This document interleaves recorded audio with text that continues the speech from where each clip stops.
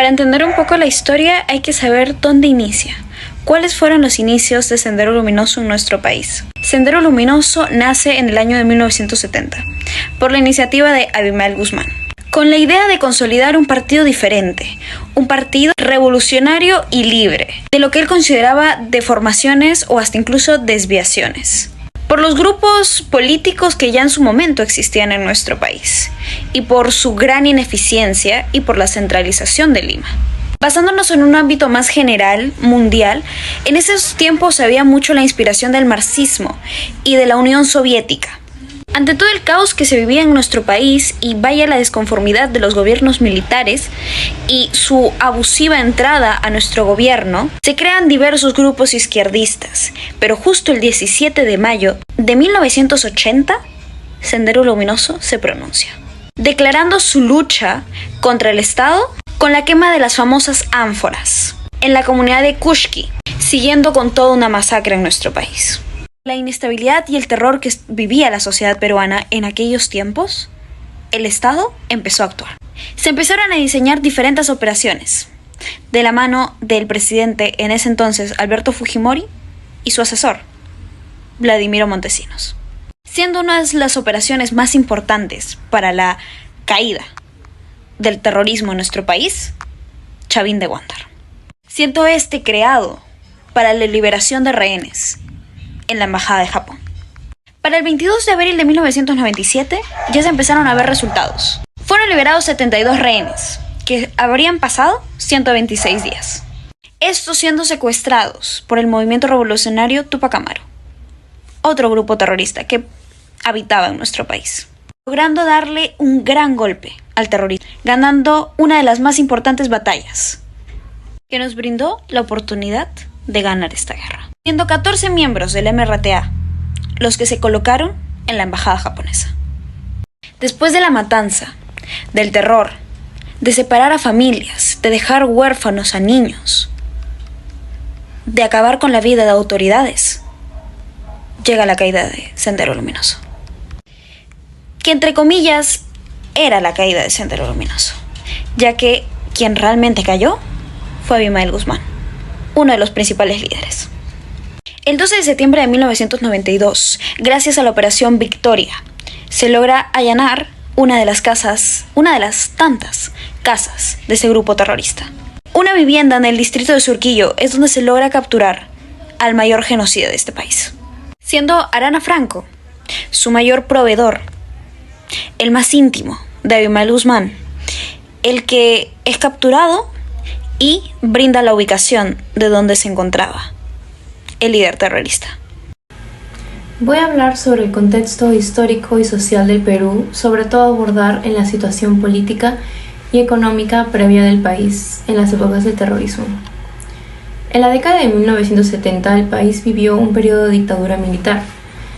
Durante este periodo se implementó una serie de reformas sociales y económicas como la reforma agraria y la nacionalización de industrias clave. Sin embargo, estas medidas no lograron resolver los problemas estructurales de desigualdad y pobreza que afectaban al país. Otra medida importante del gobierno militar fue la nacionalización de industrias como la minería, el petróleo y la banca. No obstante, estas medidas no lograron mejorar significativamente la situación económica del país. Por el contrario, Perú enfrentó una profunda crisis económica caracterizada por la inflación, la deuda externa y la caída de los precios de las materias primas de exportación. Esto generó un deterioro en las condiciones de vida de la población, especialmente en las zonas rurales. Este contexto de inestabilidad política y crisis económica sentó las bases para el surgimiento de grupos de izquierda radical como Sendero Luminoso, que iniciarían la época del terrorismo en la década de 1980. La reforma agraria peruana de 1969, liderada por el gobierno militar de Juan Velasco, tuvo un impacto significativo en la década de los 70, ya que esta medida buscaba eliminar el sistema de haciendas y el gamonalismo, redistribuyendo más de 10 millones de hectáreas de tierra a campesinos y pequeños agricultores. Esto sentó las bases para un movimiento campesino que demandaba mejores condiciones de vida y mayor participación ciudadana. En Ayacucho, durante el conflicto armado interno, fue uno de los departamentos más afectados por el terrorismo, con miles de víctimas y desaparecidos. La implementación de la reforma fue particularmente conflictiva, con una fuerte resistencia de los hacendados y violentos enfrentamientos con los campesinos, generando un clima de inestabilidad social y política que sentó las bases para el posterior surgimiento del Sendero Luminoso en la región en la década de los 80. Si bien la reforma agraria tuvo problemas y resultados mixtos, logró avances importantes en la democratización del acceso a la tierra, como la organización social, la pacificación del campo, y sentó las bases para el posterior desarrollo agrícola del país. En el Perú, la brecha entre ricos y pobres era muy evidente, especialmente en las zonas rurales, gracias a las políticas neoliberales de 1980 y 1990. Las comunidades rurales e indígenas tenían acceso muy limitado tanto a la educación, a la salud y a la infraestructura. Esta tenía diferentes tipos de impactos, como por ejemplo el impacto económico, que era la concentración de riquezas y la pérdida de tierras. Tenía el impacto psicológico, donde era el estrés y el miedo de la violencia diaria que se vivía en el Perú. El impacto político, de que era la desconfianza hacia el gobierno, ya que las personas no confiaban en lo que el gobierno siempre prometía. Y por último, la cultural, que era normalización de la violencia y la revolución de las comunidades indígenas. Estas condiciones facilitaron el reclutamiento de seguidores para Sendero Luminoso. Sendero Luminoso utilizó las escuelas y universidades para difundir sus ideas ideológicas, formando a maestros, estudiantes, a participar en actividades de adoctrinamiento. Estas distribuyeron materiales para la educación, como por ejemplo también panfletos, discursos y acciones violentas, para así promover sus ideologías maximalistas, leninistas y maoístas. Intimidaron a la población y autoridades con tácticas de miedo y asesinatos públicos y juicios públicos. La sociedad se polarizó. Los disturbios aumentaron, manipularon y la percepción que tenían sobre la guerra entre los insurgentes y el gobierno. Legitimizaron las acciones del Estado y deslegitimizaron las de los insurgentes. La manipulación ideológica fue clave para reclutar más jóvenes y campesinos. Social y económica y la falta de presencia del Estado en el Perú. Primero abordaremos la marginación social y económica. En muchas zonas rurales de Perú, la exclusión y la falta de oportunidades fueron factores críticos que impulsaron el apoyo a movimientos como Sendero Luminoso. La población rural se vio atrapada en un ciclo de pobreza y desigualdad que dificulta el acceso a la educación, la salud y empleos dignos. Teidón 2004 destaca que esta desigualdad estructural no solo fomenta el descontento, sino que también creó un caldo de cultivo perfecto para que grupos insurgentes ganaran el apoyo de las comunidades más afectadas. Estas comunidades, al sentirse abandonadas y sin alternativas, vieron en estos movimientos una esperanza de cambio y justicia. Ahora hablaremos sobre la falta de presencia del Estado en las áreas rurales. Muchas de estas regiones carecían de infraestructura básica y servicios esenciales como educación, salud y seguridad, lo que generó un gran descontento entre la población local. La Comisión de la Verdad y Reconciliación de Perú subraya que la ausencia del Estado permitió que grupos insurgentes tomaran el control y llenaran el vacío dejado por el gobierno. Este vacío de poder facilitó que los insurgentes ofrecieran una alternativa de gobernanza y justicia, aunque fuera a través de métodos violentos. Otra consecuencia también fue el impacto de la población civil, donde en la década de 1980 a 1990 la ciudadanía se encontraba en violencia extrema. Esto fue en zonas locales como rurales, donde los grupos terroristas atacaron. Según la CBR, que vendría a ser la Comisión de la Verdad y Reconciliación, hubo un aproximado de 69.000 muertos y desaparecidos. Esto provocó bastante miedo y desconfianza por parte de los peruanos, donde muchos tuvieron que abandonar sus hogares por la brutalidad de los ataques, donde la respuesta del Estado ante ello fue la violación de derechos humanos por parte de la autoridad hacia los civiles. También por el sistema político y judicial, donde además tuvieron que emplear métodos de tortura, desapariciones y ejecuciones extrajudiciales. Muchos de ellos sufrieron traumas psicológicos y desencadenaron un miedo constante en la vida diaria de la persona, además de la destrucción de la infraestructura, tales como puentes, carreteras, edificios públicos, que afectaron bastante el desarrollo económico del país. Respecto al desarrollo económico, al verse afectada la infraestructura de varias industrias, fueron perjudicadas negativamente, tanto en el comercio interno, además que el gobierno tuvo que dar una gran parte de dinero para detener la lucha contra Sendero Luminoso. En 1980 a 1985, el presidente Belaúnde Terry trató de revitalizar la economía, sin embargo, no lo logró. De 1985 a 1990, lo mismo pasó con Alan García. Sin embargo, tampoco llegó a realizar ni controlar la inflación ni estabilizar la economía. Cabe destacar que Perú, al igual que otros países latinoamericanos, sufrieron la crisis de los 80, donde tuvieron recesión por la deuda externa, además de la pérdida de la caída de los precios de la materia. La Comisión de la Verdad y la Reconciliación, CBR, del Perú fue establecida en el año 2001 para investigar y esclarecer los crímenes cometidos tanto por los grupos terroristas como las fuerzas del Estado durante el conflicto armado interno que afecta al país entre 1980 y los años 2000. La CBR se dedicó a recoger testimonios de víctimas, realizar investigaciones exhaustas sobre los abusos cometidos y elaborar informes finales que reflejarán la magnitud del sufrimiento vivido por la sociedad peruana. Según el informe que refleja, en el 2003 hubo más de 69 millones de personas que fueron asesinados o desaparecidos durante ese periodo. Aunque la CBR logró avances significativos al documentar la verdad y ofrecer una plataforma para que las víctimas pudieran contar sus historias, la justicia sigue siendo incompleta.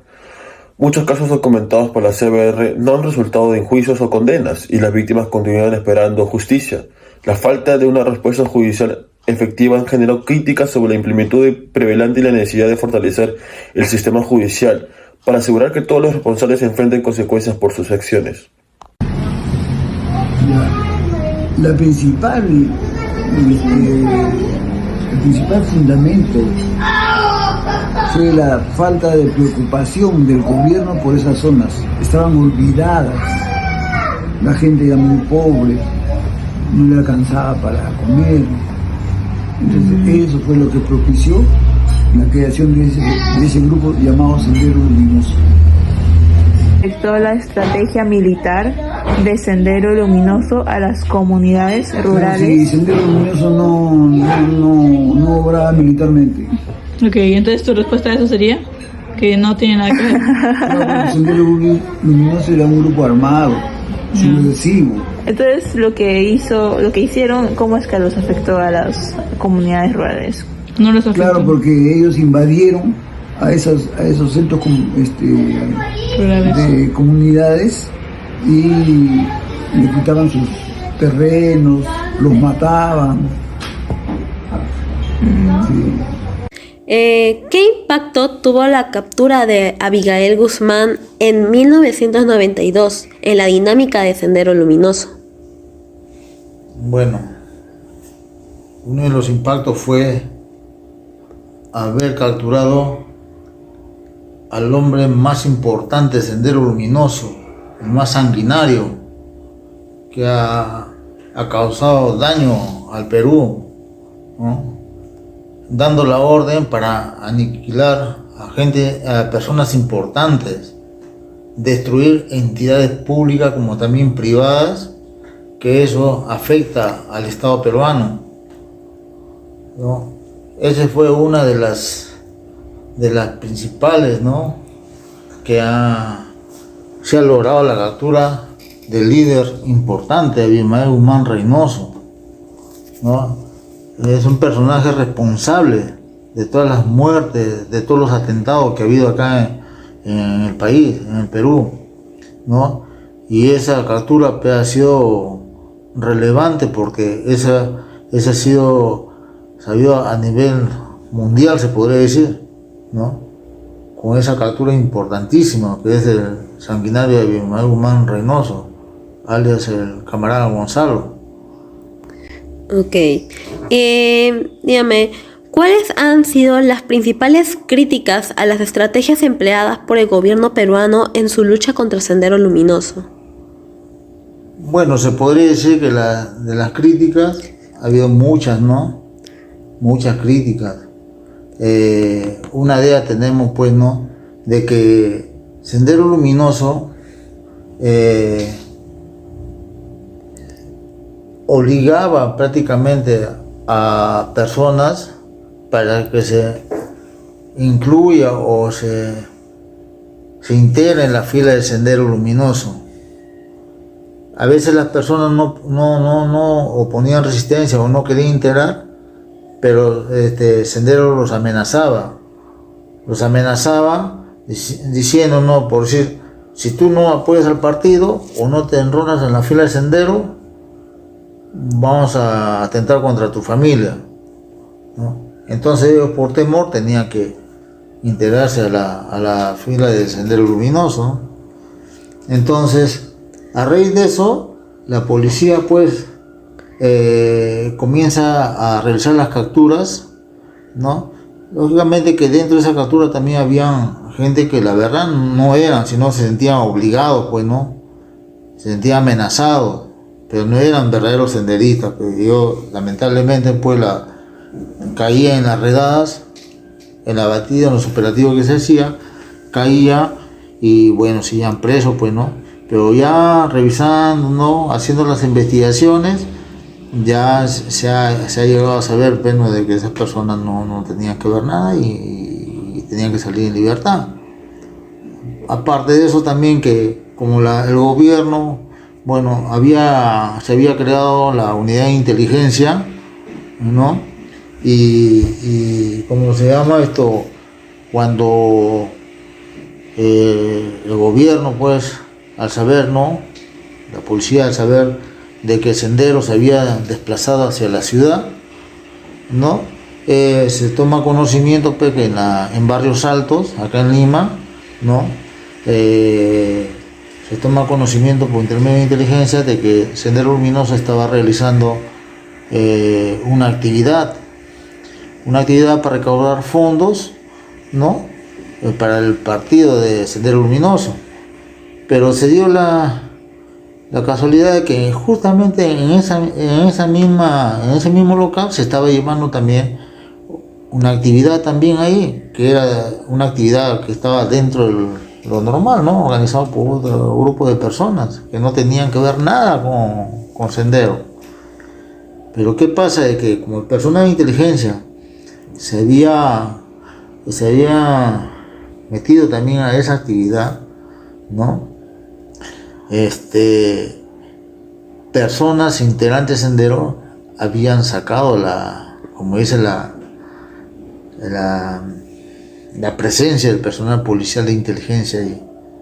Entonces dan la alerta, es por eso que ahí empieza el tiroteo. En verdad había gente Sendero, pero como había otra actividad, gente inocente que no tenía que ver nada, ¿no? Y comienza el tiroteo y lamentablemente pues, han caído o han fallecido personas, ¿no? Inocentes ahí, así como también de Sendero Luminoso. A raíz de eso, pues, ya familiares de personas que integraban a Sendero Luminoso, pues, comenzaron a hacer críticas, ¿no? Y de ilesa humanidad contra el gobierno, ¿no? Y que, bueno, eso posteriormente se llegó a tratar un juicio, ¿no? Un juicio al Estado y bueno, la cual había otros órganos internacionales en la cual dieron, ¿no? Le dieron razón a los familiares de la víctima, ¿no? En la cual toda responsabilidad cayó en el presidente de la República y otros mandos también, ¿no? Que conformaban en aquel entonces.